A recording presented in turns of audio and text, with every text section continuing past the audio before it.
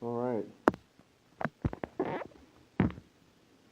So he is our King, and that's one of the things that we are entering into this time of the year with the feast, with the holy days, the fall feast, is that they're coming in to establish that time as him as King, right? But we look around in the world, does it look like, is he reigning as King right now? Not right now, not really. So when you consider the state of the nation today, and we see a lot of things in chaos, we see a lot of things in struggle, and we're really fighting a lot of different issues and a lot of different fronts. One of our biggest problems is that people don't know the Constitution. Do y'all agree with that? We don't teach it hardly at all anymore. So we don't really know what the Constitution, we don't know what it says, we don't know what government it sets up, the checks and balances, we don't know the limitations that it sets upon the government and the freedoms that the government is supposed to guarantee for the people.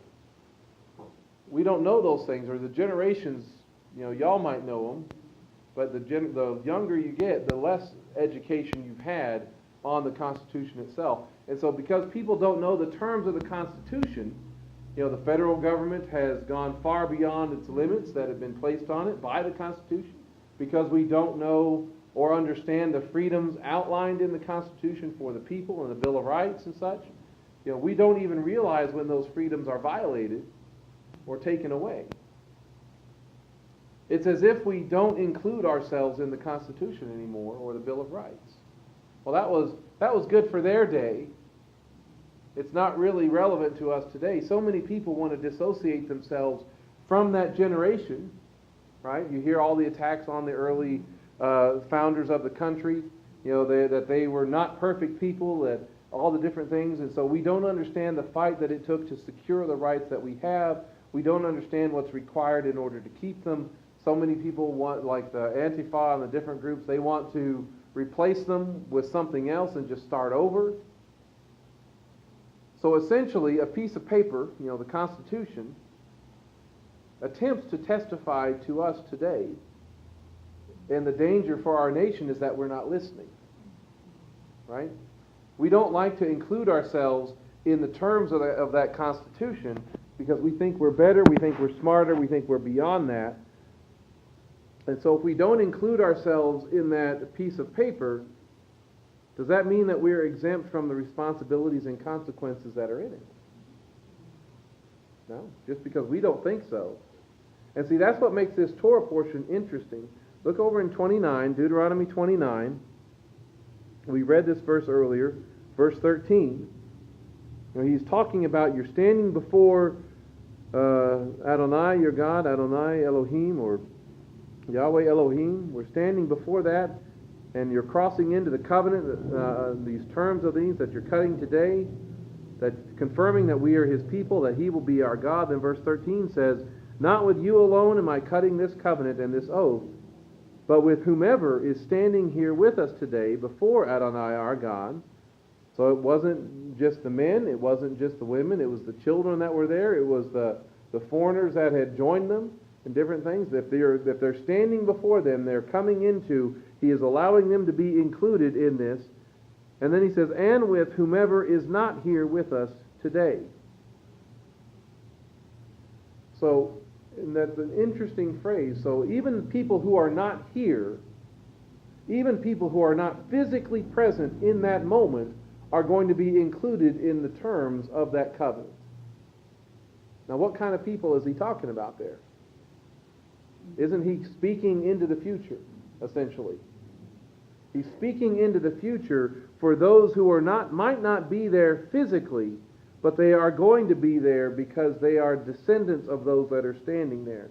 So he's making sure they understand that future generations of the people of Israel are included even though they haven't been born yet. And that means you and I, as a grafted in people, as a people adopted by faith in Messiah, children of Abraham, we are there that day. We are there in this moment when the covenant was again being confirmed. And that's pretty amazing to consider. that as much as they were there, we were right there with them. We were right there in this moment when the terms of this covenant are reestablished and ratified before Moses dies and before they cross into the promised land. And so that's pretty amazing to consider that the Father considers us, those that are not yet here, He considers us there. And that's cool on one hand, but it's a little unnerving on the other hand because of the terms of the covenant.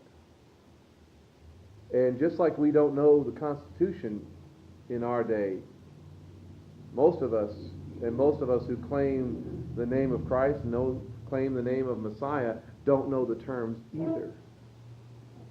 And that's kind of an unnerving thing. Last week we looked at the nature of the Torah, it being written on stones that were covered with plaster, and how that plaster, it'll eventually break down, it'll eventually fall off, it'll weather away, and so the only way that plaster is going to stay there is if they maintain it and they replace it over the years. And if they proved unwilling to do so, then that plaster would eventually disappear. That witness and that word would eventually be lost.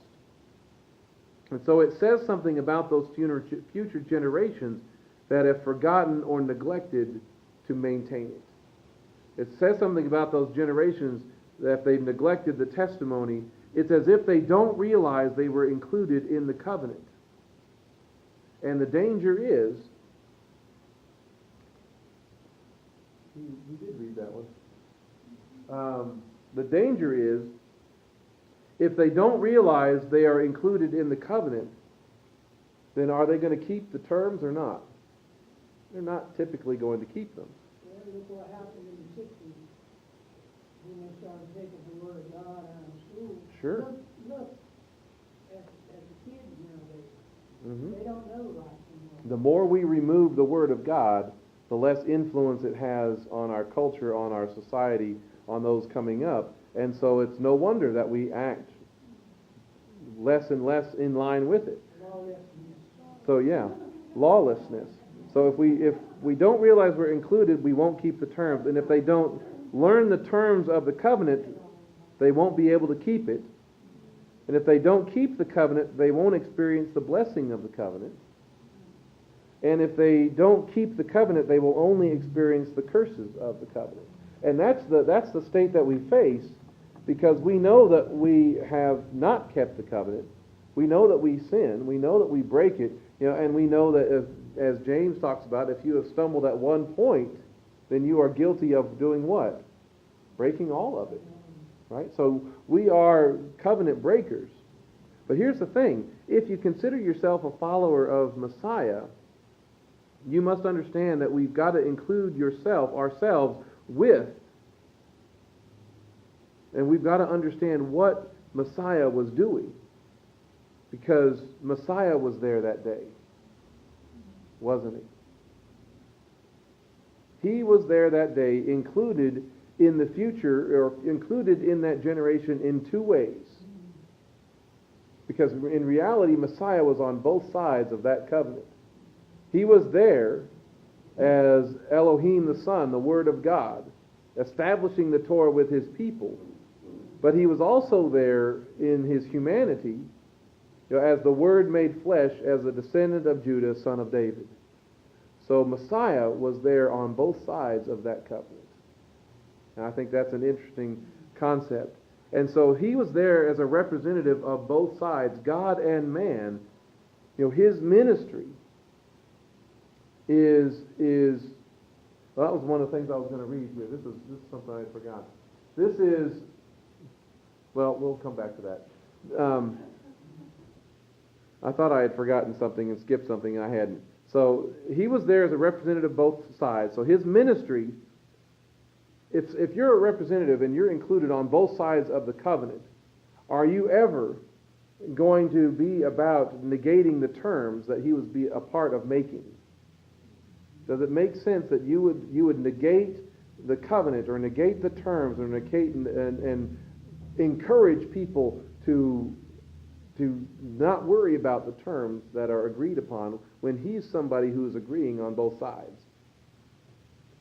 So look over in Matthew 17. Think of keeping that in mind, that he was there this day in Deuteronomy 29 on both sides. It makes Matthew chapter 5 make a little more sense. Matthew 5:17. And y'all know this one. We talk about it a lot. But it says, "Do not think that I came to abolish the Torah or the prophets." So he's not wanting to do away with these terms or with this covenant that he was there establishing. "Do not think I came to abolish the Torah or the prophets. I did not come to abolish, but to fulfill, to establish, to bring about, to fully preach." And I know these are different idioms that talk about abolishing the Torah means, some say mean that you're teaching it wrongly, and establishing the Torah means that you are fulfilling it, means that you're teaching it correctly. But I'm thinking of it in terms of the legal sense. He's not wanting to do away with the terms. In verse 18 he says, "Amen, I tell you, until heaven and earth pass away," and those are witnesses that he calls upon here in Deuteronomy, "not the smallest letter or serif shall ever pass away from the Torah until all things come to pass. Therefore, whoever breaks one of the least of these commandments," and think of that in the sense of the terms of the covenant, "whoever breaks one of the least of the terms, least of the commandments, and teaches others the same," that, hey, it's okay for you to break the terms. If you teach some others to do the same, that person shall be called least in the kingdom of heaven, but whoever keeps and teaches them, this one shall be called great in the kingdom of heaven. So which is Yeshua as the Messiah? Is he the least in the kingdom, or is he great in the kingdom? We should think of him in terms of being great in the kingdom. And so if he is someone who is great in the kingdom, then he is one who keeps the terms of the covenant, and he teaches others to keep the terms. That's what a great person in the kingdom does. Yeshua, the Messiah, is the one who fulfilled, who fully preached, who put into effect the Torah. And so everything that he says is going to be upholding, confirming, and calling the people to keep the commands of the covenant. And for us to come along 2,000 years later and say that he teaches that we as his disciples are exempt from the Torah, or we are exempt from the terms, we are essentially making him not the greatest in the kingdom, we're making him the least. It makes him one who entices the people of God to go after the ways of other gods, to keep some other term, to keep some other covenant with some other god, or of the nations. So we are making him essentially into a false prophet when we say that. Most don't realize that that's what they're saying. They're not doing it intentionally. They're not doing it purposely. But that's what they're doing, practically. Turning him into the least in the kingdom, or a false prophet. But we must not be a part of that future generation that says, back in Deuteronomy, chapter 29, verse 18. See, we in saying that, we can experience the blessing of Messiah without keeping the terms. We are doing essentially what is being said in verse 18. Okay? It says, "Now when someone hears the words of this oath and in his heart considers himself blessed." Why would they be blessed?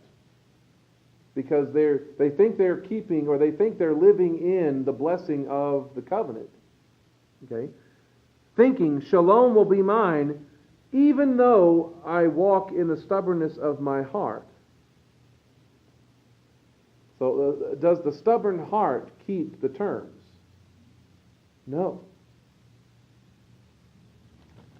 It goes on and he says, "Even though I'm walking in the stubbornness of my heart, Adonai will be unwilling to forgive him, for then the anger of Adonai and his jealousy will smoke against that person, so all the oath that is written in this scroll will settle on him." Okay? Basically, this person wants the blessing without having to keep the terms. That sounds a lot like modern theology. This person thinks they can have all the benefit without understanding how and why and the terms associated with the blessing. And according to that, our Father has little patience for that. And it's like, we want to live in this nation with the blessings of freedom, but we don't really want any of the responsibility that comes along with it. See, we're fighting this same fight as a nation, that we are fighting this fight in our spirit. That makes sense? And the end for the nation that does that, the end for the spirit that does that, is the judgment and the curses that come with it. That's much of what our theology has turned into.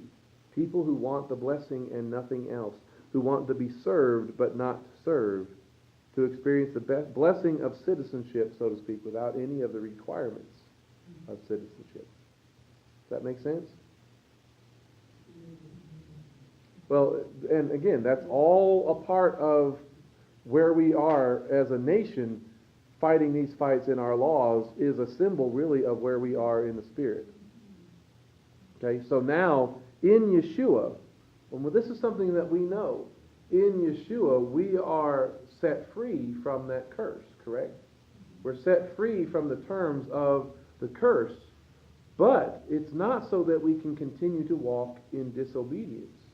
It's not that now that we are set free, none of those terms of how you're supposed to live apply anymore. Because it's the life that is controlled by the flesh and the sin nature that can't keep the terms. But we are given the Spirit so that we can keep the terms. Look over in Romans chapter 8. This is the entire point. And this is one of the passages that is used in modern theology to say that we are not bound to keep the terms of the Torah. We don't have to live, the way that they did. That was just for them. It's not for us. This is one of the passages that is used when in fact it is saying exactly the opposite. So Romans chapter 8 verse 1 says, "Therefore there is now no condemnation for those who are in Messiah Yeshua." And that's true. Absolutely true. For the law of the Spirit of life in Messiah Yeshua has set you free from the law of sin and death, from those curses that are a part of those terms. And what was impossible for the Torah, since it was weakened and on account of the flesh, God has done, sending His own Son in the likeness of sinful flesh, and as a sin offering, He condemned sin in the flesh. He was there in His humanity, accepting those terms. And then he says, verse 4, "So that the requirement of the Torah might be fulfilled or established in us, who do not walk according to the flesh, but according to the Ruach," according to the Spirit. I have all this up here if you wanted to see it. According to the Spirit, according to the Ruach, for those who live according to the flesh. And this is what's interesting. This passage sets up a contrast between walking in the flesh and walking in the Spirit. It says, "For those who live according to the flesh set their minds on the things of the flesh, but those who live according to the Spirit," or the Ruach, "set their mind on the things of the Ruach. For the mindset of the flesh is death, but the mindset of the Ruach is life and shalom. For the mindset of the flesh is hostile toward God, for it does not submit itself to the law of God, for it cannot. So those who are in the flesh cannot please God. However, you are not in the flesh, but in the Ruach, if indeed the Ruach Elohim, the Spirit of God, dwells in you. Now, if anyone does not have the Ruach of Messiah, he does not belong to it. But if Messiah is in you, and you have the Spirit, though the body is dead because of sin, yet the Spirit is alive because of righteousness." Okay, you see what's going on here? This passage, rather than letting people off the hook in terms, in essence, with the Torah and the terms, as is commonly taught. It says the opposite. It contrasts those who live by the flesh before they are saved with those who live according to the Spirit after they are saved. And it's understood, and you should understand that if it says something, if something is true of those who are still living by the flesh, then it's making the point that the opposite is true for those who live according to the Ruach, according to the Spirit. So looking at that, a life that's controlled by the flesh versus controlled by the Spirit. But it says some things about that controlled by the flesh. Can y'all read that, or is it too small? Well, of course you can read it. You're finally wearing your glasses. So, the flesh, a life controlled by the flesh, it puts its mind on, it thinks on the things of the flesh. How to indulge itself, satisfy itself and its evil desires. And that is the mindset of death. It is something that is hostile to God, right? The flesh is hostile to God. It does not and cannot. That's an important thing. It does not, so it's not willing to, and even if it wanted to, it could not submit to God's Torah. It could not submit to the terms. Because we are fallen in our sin nature. We have all sinned and fallen short of the glory of God. All of that. It does not and cannot do that. So a life controlled by the flesh is all of those things, contrasted with a life controlled by the Spirit. And if all of these things are true for the flesh, then the opposite of those things are true for the Spirit. It cannot please God is one of the things that it says. A life of the flesh cannot please God. The opposite is true. Wow, why does it do that all at the same time? For the Spirit. A life controlled by the Spirit thinks about the things that are of the Spirit. A life controlled by the Spirit thinks on the life or experiences life instead of death, peace instead of death. A life controlled by the Spirit is not hostile to God. You see that? It will, or it has the desire to, and it for the first time has the ability to submit to God's Torah. See, this is what we were lacking before. We didn't really have the desire, and we didn't even have the ability. This is not saying we do it perfectly, but for the first time, we really have an option. And then a life controlled by the Spirit can please God. See, over here, we didn't really have a choice. We really only had the one option. But over here in the Spirit, we actually do have a choice for the first time. We can be obedient. We can be disobedient. Over here, we really only have the option of disobedience. That's all we got. But in the Spirit, we can be both. But the Spirit will create in us a desire and a hunger and a thirst for righteousness. Right? Isn't that what Yeshua talks about? And I say all of that to remind us that we were there when this covenant was confirmed, and so was Yeshua. And he did not do away with it. In fact, it's for our life right now. It can submit to God's Torah. Okay? We can please God. So it is for us now, but it's also there in our future. Yeshua is also the one who ensures that these terms are fulfilled in the future. So this is that passage we looked at in Deuteronomy chapter 31, verse 24. We looked at this passage where he says, "Now when Moses had finished writing the words of this Torah on a scroll, right to the end, Moses commanded the Levites, the carriers of the Ark of the Covenant of Adonai, saying, 'Take this scroll of the Torah and place it beside the Ark of the Covenant of Adonai your God. It will remain there as a witness against you.'" Okay? So the Torah scroll is where? It's beside the Ark. Why is that significant? If he had put it inside the Ark, would they have ever really had access to it? No, because they weren't allowed to really touch that thing. Once Aaron put in the copies, the terms of the covenant are in there, but there's also the rod and other things that are supposed to be in there as well. But this Torah scroll is resting beside the ark, which is a representation of what? What is the ark supposed to represent? The throne of God, the throne of the Father. Okay? It's not in the ark where they couldn't get to it, but it's beside the ark so they could have access to it and even read it. Okay? And it's there serving as a witness against you. The terms are laid out there. They're out there for you to be able to see. The terms are there for you to be able to live by. And this is not the only witness that Deuteronomy talks about, that this portion talks about. There are 4 witnesses in this portion that serve to work, to testify against us. He says he calls heaven and earth against us, right? And Yeshua said what about heaven and earth in Matthew 5? Heaven and earth will not pass away until everything is established, until everything is... So the heaven and earth still here to serve as witnesses. And then he talks about the Song of Moses. That's in the next portion.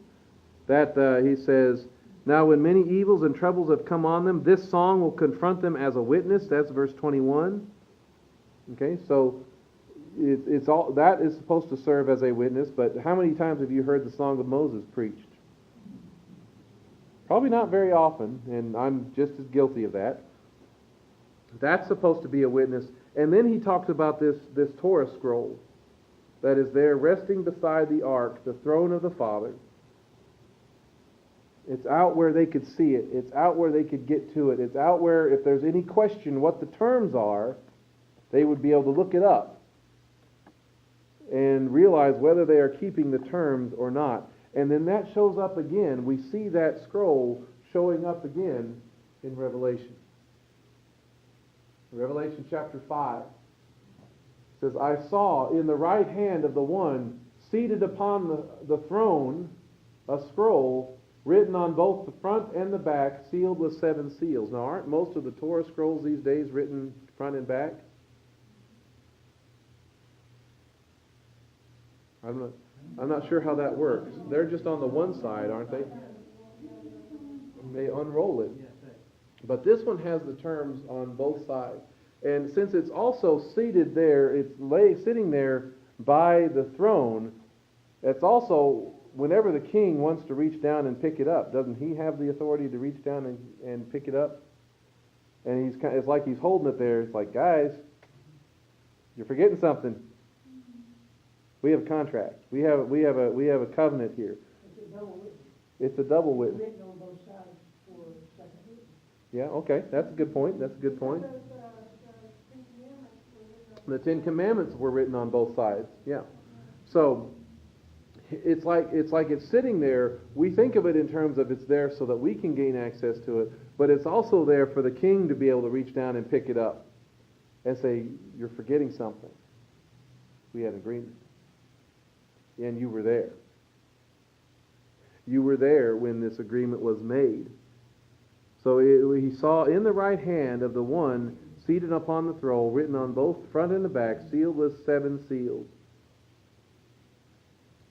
And the scroll is sealed until the time of the end. All right? No one in heaven and on earth. Well, I also saw a mighty angel proclaim with a loud voice, who is worthy to open the scroll and to break its seals? Why is it the time? Why are they wanting to break the seals? Because it's the time of fulfillment. It's the time when everything is going to be established. This is John's vision. He is seeing the time when eventually, even at the end, the heaven and earth are not going to be bearing their witness like they were before. Okay? So he says, who is worthy? He says, no one in heaven or on the earth or under the earth was able to open the scroll or to look into it. And I began to weep loudly because no one was found worthy to open the scroll or to look into it. Then one of the elders tells me, stop weeping. Behold, The Lion of the tribe of Judah, the Root of David, has triumphed. He is worthy to open the scroll and its 7 seals. He is worthy. The one who is seated on the throne is holding it there. The scroll is then going to be opened again. Its witness for or against us is to be revealed. The judgments pronounced, the blessings proclaimed. You see where it's going? That scroll is still there, beside the scroll, beside the throne, and it's waiting to fulfill that purpose. It's waiting for the time of fulfillment. And the judgment gets pronounced, the blessings get proclaimed, but the ones who truly experience the blessing are the ones who are in the Messiah, the one who is on both sides of the terms, who was there on both sides when the covenant was established. And the ones who experience the blessings are the ones like in Revelation chapter 3, verse 8. It's those who have kept my word and have not denied my name. And then Revelation 12 and in other places like that. Those who endure to the end are the ones who keep my commandments and hold to the testimony of Yeshua. Who are following and believing and trusting in the work of Messiah, but also who are keeping his commandments. And what is the Spirit supposed to do in us? To testify to our hearts that Yeshua is the Messiah, and also put in us a desire and an ability for the first time to please God and submit to his Torah, to his law. Those who endure, the ones who keep his command and hold to the testimony of Yeshua. And it's Yeshua, the Messiah, the one who is there on both sides of the term, God and man. He is the one who is our advocate. He is the one who speaks on our behalf. He is the one who has kept the terms perfectly. And so he is the one that makes sure that we are then able to avoid the curse, but also the one who makes sure we live and experience the blessing. And we must not forget that we were there too. We were there that day. And that's something that our generations have forgotten. And we don't even realize it. We don't even know it. And so that's one of the goals that we have. That's one of the responsibilities that we have, is to try to let people know that they were there. That they come under this covenant. They come under these things. And Messiah is the only one who will let you grow and work in living in that blessing. That's where we're coming up into with the fall feast. What's the message of the fall feast? It's the second coming. Whether it's this year or not, the message is the same. Right? That the king is coming. There is a day when he will be seated on the throne. He will be coronated as king, and all the nations will come to him. Then there'll be the 10 days before the judgment is pronounced. But if you don't know the terms, if you don't know the covenant, then how do you respond? How will you even recognize the moments when they're happening? And all of us here have had the blinders taken off at some point, where we can see these things. And so then and then it moves into, us being able to move into that place that he has prepared for us to live. He is the one that is preparing that place for us. Tabernacles is all about that. The fall feast is all about the fulfillment and the establishing of everything that is written in this book of the Torah. So that's the message that we need to have, and that's what is a part of how we're going to be celebrating.